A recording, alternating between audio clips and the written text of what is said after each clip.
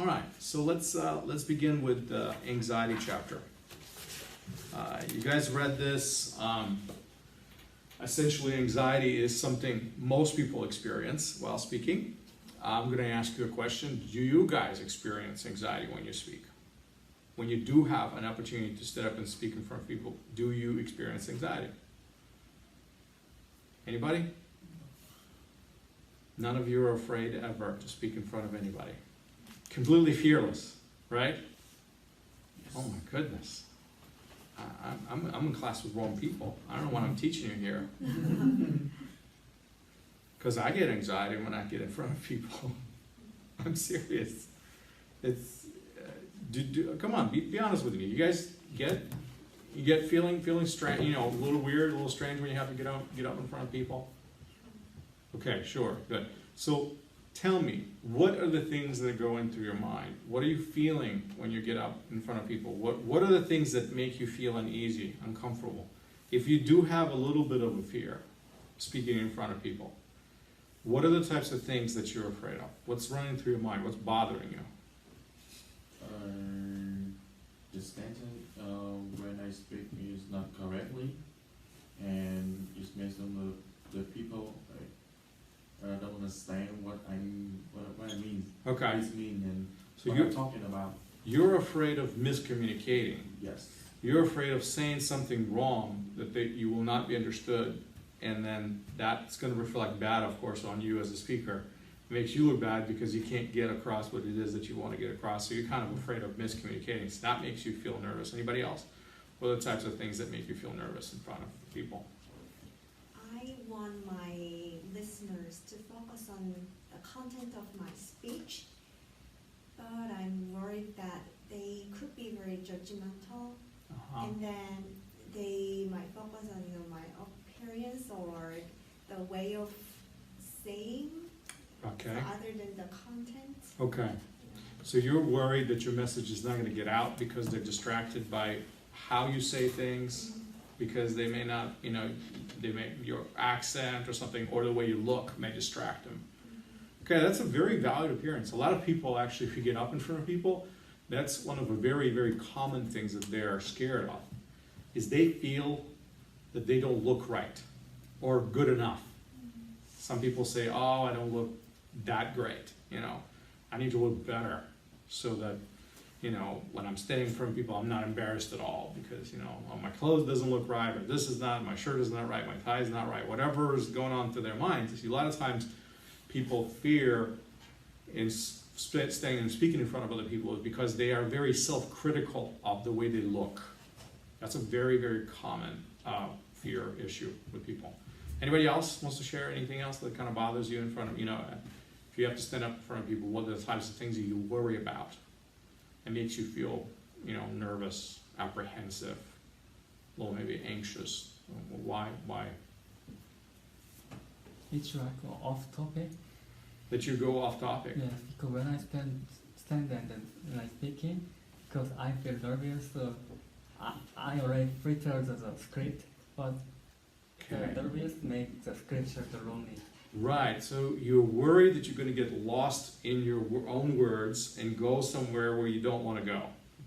That's good. That's a very common, actually, fear. When people are anxious, sometimes when people get nervous, they compensate. Nervousness makes us compensate. We start doing things that we don't normally do. For example, when some people get nervous speaking, they start speaking really, really fast. They normally speak with the regular tempo, but when they're nervous, they'll start going really, really fast. And that's one of the, so to say, manifestations that they're feeling uncomfortable or feeling anxious. They can start going really, really fast. And when they do that, their mind jumps all over the place. And they end up getting off topic, like you were saying. They end up going somewhere where they weren't going to go. You have to be able to be free sometimes in your speech to be able to go off topic. Actually, it's not a problem. You know, if you do have to go off topic, sometimes it actually helps you. Because if you're sensing that your audience is not catching something, or they're not tracking with you, you may need to go off topic for a minute. You may need to kind of break things up. But then you get back, and which is why you know, having notes or having a very clear idea where you're going with that, you know, helps a lot. Okay, that's good. So now, speaking anxiety, the textbook expresses to us very clearly that it really is a problem that's physiological. Now, there is such thing as a psychological speaking anxiety, right? But we're talking about physiological. Now, when we say that this is a physiological response, what do we mean by that? When we say that anxiety during speech is a physiological response, what do we mean by that? Any ideas? When I say something is physiological, what am I trying to say? Physiology. What is physiology? Right, physical. You get it, the idea. Physical. When I say I'm physically fit, what does that mean? I'm strong, right? My body's strong. So when I say something is physiological, it's tied to my body. So when I say speaking anxiety is a physiological response, that means that this is something my body is doing. Not even, you know, my mind is obviously involved because my mind is part of my body, but it is something that's going on within my body, okay? So there's a little chart here, by the way, on figure 3.1 on page 33 that shows to you how physiologically your body responds to stress. Believe it or not, getting in front of people, standing in front of people, being on a spot and having to speak in front of people produces stress in your body. That's what it is. And your body reacts to stress. By the way, your body reacts to stress that way with any stress, not just speaking stress. This could be other types of stress, but speaking anxiety falls under this category of stress. So look at this chart right here at 3.1, and basically it says that you have a perception of threat. That's the first thing that happens to us. Now, what is so threatening about speaking? Obviously, there's you're not like afraid that somebody's going to jump out at you or eat you or attack you or kill you or anything like that. That's not what you're afraid of. But it's the idea of stress. Whenever we are stressed by something, what we experience is this innate reaction. It's natural to us. It's called fight or flight. Fight or flight. I don't know if you've seen this or not, but the way people respond to stress is they either run away from it, okay, or they face it and they work through it. And this is the same thing happens when somebody gets attacked. If somebody gets startled or attacked, a lot of people retreat when they are startled or attacked. But some people actually don't retreat, they actually go into attack mode. That has to do with our personalities, it has to do with the way we are wired, and yes, we can train ourselves, you know, to be more one way or another. But essentially, this is something that just happens with our bodies almost automatically. We're not thinking about it, it's instinctual. So instinctually, our body wants to either push through whatever stress that's coming our way, or we want to retreat, we want to run away.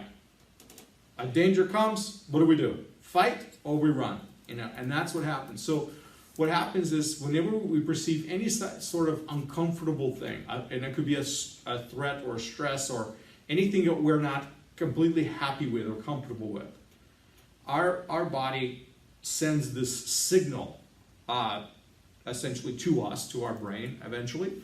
And the way our brain processes this signal, it goes to our glands, adrenal glands, which produce hormone. And it is that hormone that gives us an ability to either run away or to face whatever that threat is. You guys heard of an adrenaline hormone, adrenaline, okay? Adrenaline is produced within our body. We all have adrenaline, okay? Maybe you have heard of situations where people under stress are able to do things that they cannot do when they're not stressed. There's been situations where, you know, people are in extreme situation, let's say something like a car crash, and the baby gets trapped under a car, and the mother would literally lift the car to get the baby out. Under normal circumstances, she would never be able to do that. She would never be able to lift She would never be able to do something so heavy and strenuous. But that moment of stress, she got the energy that she needed from the hormone, adrenaline, that rushed through her body, gave her the strength that she normally wouldn't have to lift it. And so this, a lot of times this happens in extreme situations. When we're in danger, when we're feeling stressed, adrenaline can give us the power either to run away faster than we normally would, because that's what adrenaline does, or it will give us the strength to fight with the greater capacity that we ever could before, because that's what adrenaline does. I mean, it acts like a drug in our body. It pushes our body to the limit, and sometimes over the limit. So actually, over-stimulating your body with adrenaline can cause serious problems. But essentially, this is what we mean when we say that our anxiety is a physiological response. When we feel uncomfortable, our body responds physically. And that physical response manifests itself in a variety of different ways. So, the authors are really helpful actually in mentioning a few examples here for you. They talk about some of the famous people that experience anxiety, and the reason why they do that is because they want you to understand that speaking anxiety is actually quite normal. There are a lot of people out there who get up and speak in front of people, and you would never think of them as being anxious, because from your perspective, they're doing just fine. But from their perspective, they're actually experiencing a little bit of that stress. It's just that they're not allowing that stress to defeat them, so they're pushed through it, and they're able to progress. And so the textbook cites Winston Churchill, for example. But the idea is that the reason why they do that is because the authors of this textbook want you to understand that it's absolutely normal to experience this, that everybody experiences to some degree or some measure. It's just some people deal with it better, and some people deal with it not as successfully as others. And so what this chapter is really about is to help you to acquire some techniques of how you can deal a little bit better with your anxiety, with this stress that comes in when you're on a spot. So essentially that's what we're talking about. Now, a question. Do you think you ever stop? You ever lose anxiety when you get up to speak in front of people? Yes, I do. You think you do? She says no. You say yes, you say no. So I got two different answers. That's okay. It's good. Let's talk about it. Tell me why you think we lose that anxiety. At some point, that anxiety goes away, right? That's how you see it. Yeah, sometimes I don't know what's going on. Okay, that's fine. It's just your first initial thought that you had in your mind that, yeah, it's possible to kind of not be afraid anymore, right? And it's just gone. And you say, no, it's kind of, you're always a little bit, tiny bit afraid. And the truth, you know, both of you guys are right. And essentially, there are times when we become more comfortable. But just because we're comfortable speaking in front of people, that doesn't mean that all of the nervousness is gone. It's there. It's just that we are learning how to deal with it better. Yes. It's like, you know, hunger is a physiological feeling. We never are ever going to lose the sensation of hunger. We'll always be hungry. And eventually, some of us experience hunger to a greater degree. Somebody gets hungry and they can't wait. They got to eat right there. You know, other person, they can stay hungry for days and they're okay. It bothers them, but they're dealing with it better than the other person is. So there's that uncomfortable feeling that still could be there. It's just the fact that some of us are able to suppress it better and control it better, while others are not as much. And that has to do with us. It has to do with our body chemistry. It has to do with our character, who we are, our strengths, our weaknesses, whatever that may be. We're all different, okay? And so we deal with these issues differently. But it is a physiological problem. And I will tell you that for most people, you know, most people who are speakers, people who are public speakers, who are in front of people all the time, they'll tell you it never really goes away. They just learn how to control it. They just learn how to deal with their nervousness or their anxiety. But it's always a little bit there.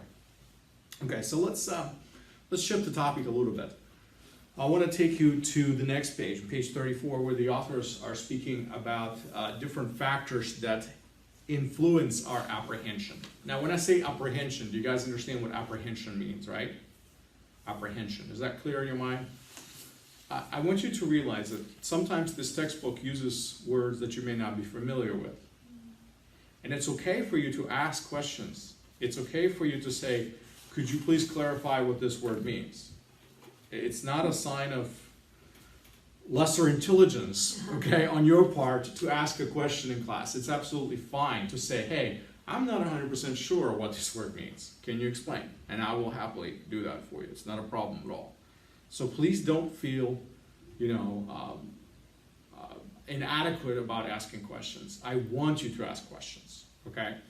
So are we clear about what the word apprehension means? What is apprehension? Explain in your own words. So understanding? Okay, apprehension, you're thinking of perception or something like that. When I say I'm apprehensive about something,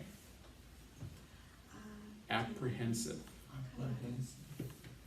Including everything.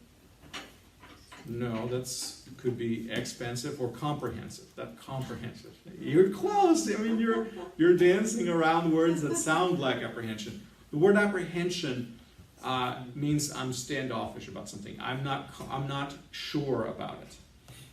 When somebody is apprehensive, that means they're not confident in what they're about to do. Okay? When a person is being asked a question and they don't really truly know how to answer it, they are apprehensive. That means they're kind of pulled back for a moment. They're saying, I don't know, I'm not sure, or sometimes people are asking you to make a decision on the spot and you're not 100% comfortable with it. That's called apprehension. Like if I asked you, okay, let's sign up for something right now, and you're like, wait a minute, I'm not sure I want to do that, and you're still working through your mind. You kind of sort of want to do it, but then you don't, and there's that I'm not sure about it. So that's that apprehension. We're not fully decided. You're not fully committed to it. You're not fully ready for it, perhaps. So when we say apprehension in speaking, okay, in a public speaking, that means here you are, you're getting up in front of people, but you're still not sure how it's going to work out. You're not 100% confident that you got this 100%. You're not confident that you can do it and you can do it excellently. So you kind of think you sort of got it, but maybe not 100%. So it's that apprehension. Okay, that's an important word to know because the authors keep using it. So I just wanted to clarify that. Now, there is this idea of communication apprehension. That means some people are not sure about wanting to communicate. They feel like they want to, but then in other times they don't. So they have this issue. And another word that comes up here is important is word anxiety. And we've already mentioned the word anxiety. What does the word anxiety mean? It's equal to comprehension. So It is very much related to apprehension. When a person is anxious about something, that means they're nervous about it. which word is strong? Right, they're not sure, they're nervous about it. Anxiety is like saying, it's like asking a girl on a date, all right, and you're not sure if she's going to say yes, right?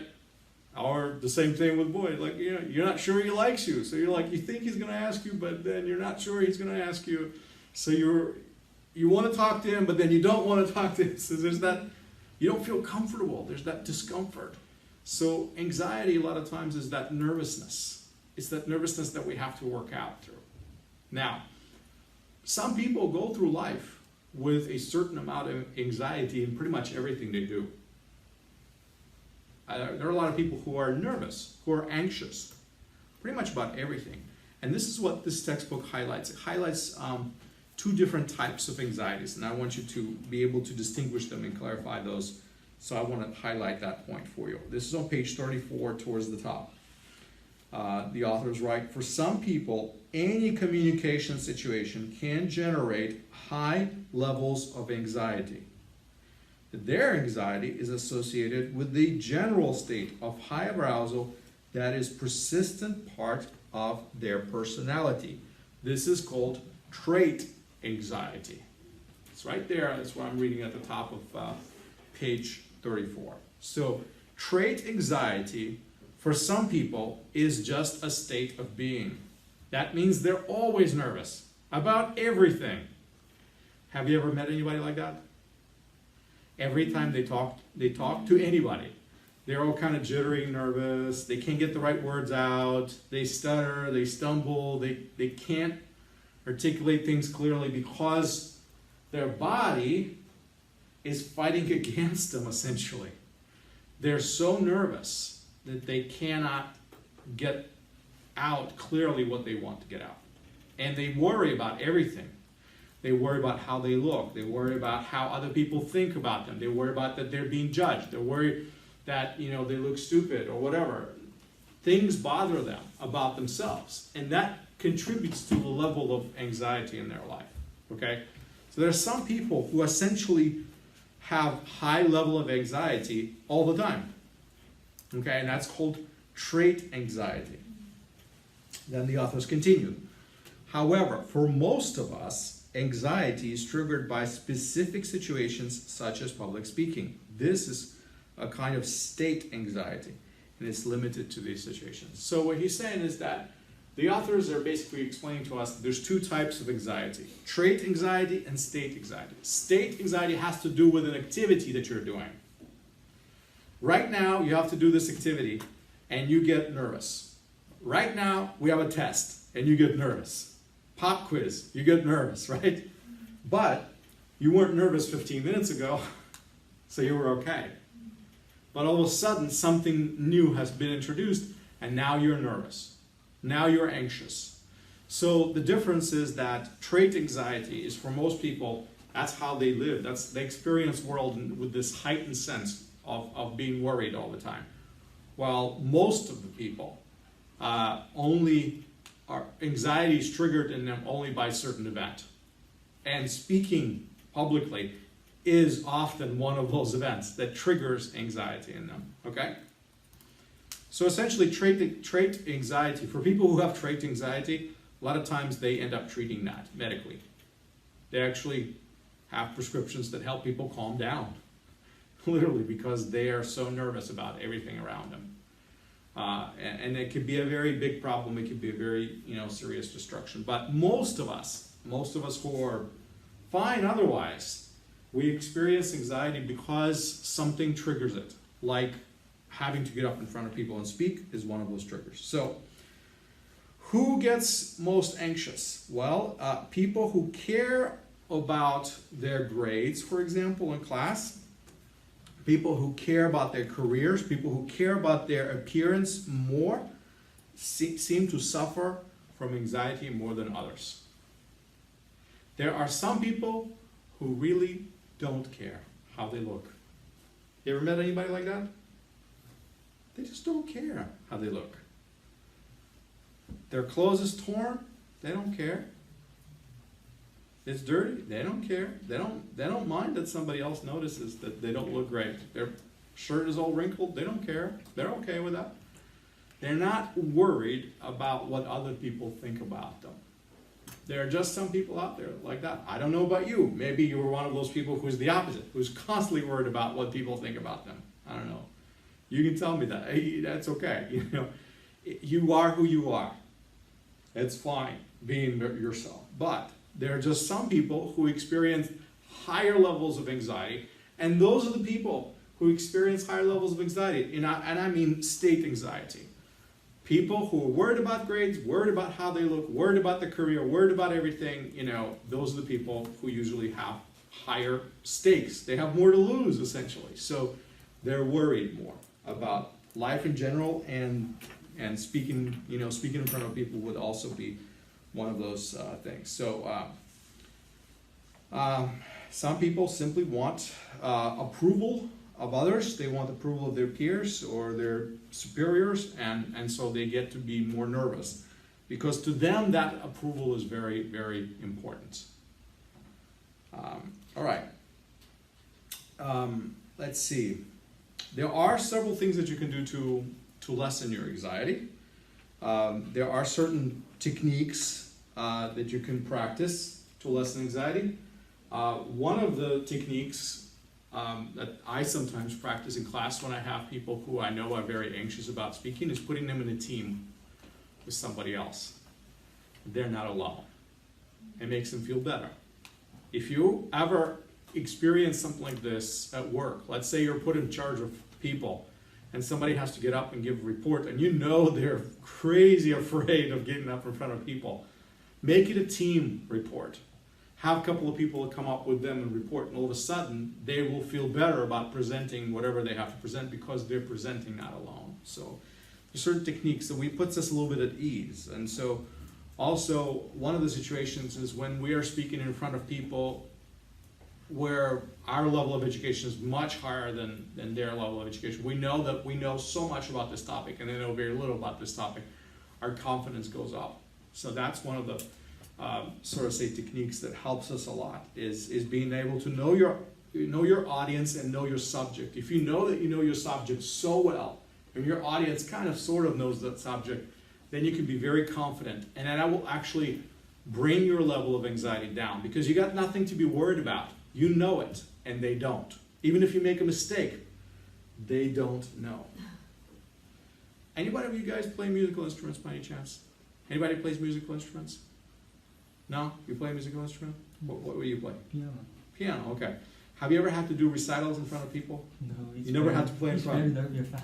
I don't want to do it. So if you had to do in front of people, you get nervous, right? Okay. So here's the deal.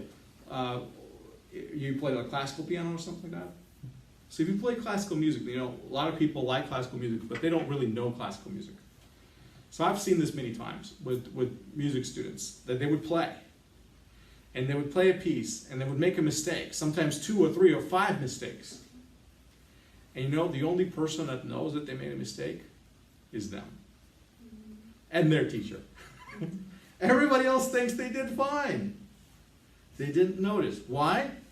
Because you as a student, how you have been studying this piece for a long time. You've been practicing it. You know when you made a mistake.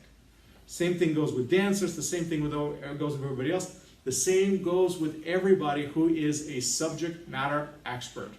Whatever it is that you practice that you know really, really well, you're actually going to be the only person who's going to notice that you made any mistakes because everybody else doesn't know it. They're not reading music with you. They don't know where you missed the note. They didn't notice it. To them, it just sounded good. So we get stressed out. We're nervous because we think they're going to notice every mistake we make. No, they don't. Because the truth is, they don't know it. Unless they're your teacher, they don't know it as good as you do. Unless you have other students all studying the same exact piece of music and they all perform it and then you'll be able to compare it, that's a different story. But most of the time, people did not notice. So that's one of these situations where you can actually have a very high level of confidence, and that brings your anxiety down, is to realize, hey, I know this stuff. These people don't. And I got nothing to be worried about because nobody's going to be able to criticize me even if I make a big mistake. That happens all the time. So, let's see. Another technique that helps people a lot is eye contact. Eye contact is very important. It actually helps us relax. We feel like we're speaking to one person, for example, it makes us feel better. Sometimes when you speak in front of a crowd, and I don't know if you guys had a chance to speak in front of a crowd, I've had chances to speak in front of small groups and in front of very, very large groups. Large groups can be very intimidating. And one of the techniques is to zero in on certain people in those large groups and pretend for yourself as if you're speaking to that one person. Now, everybody else listening thinks you're speaking to them.